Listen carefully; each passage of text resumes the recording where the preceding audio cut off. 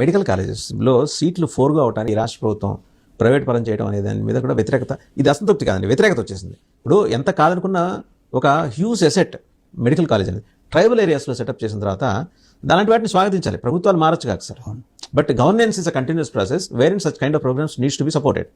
అది జరగకపోవటాన్ని ఎండగట్టారు ఈ సర్వేలో జనం. ఖచ్చితంగా 100% తప్పు. అన్ని మెడికల్ కాలేజీలు తెచ్చుకుంటే వాటిని ప్రాసెస్ చేసుకుంటూ మీరు ఏమైనా మార్పులు కావాలంటే చేసుకోవాలి, కానీ మాకు ఆ సీట్లు అక్కర్లేదని రాయడం ఏంటండి? అసలు ఇంతవరకు దేశంలో ఏ ప్రభుత్వం ఎప్పుడు రీజన్ ఒకటే సార్, వాటిని ప్రైవేట్ పరం చేస్తారు, వాళ్ళకి కావాల్సిన వాళ్ళు మళ్ళీ అందులో వాటిని క్యాప్చర్ చేస్తారు. 17 చోట్ల 17 అసెట్స్ క్రియేట్ అవుతాయి పాలకపక్షాలకి.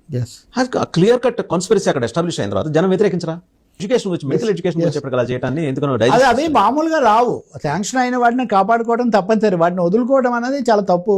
అన్ని రాజకీయ పార్టీలు దాన్ని ఖండించాయి. దాదాపు దాని మీద చాలా ఎక్కువ వ్యతిరేకత వచ్చింది.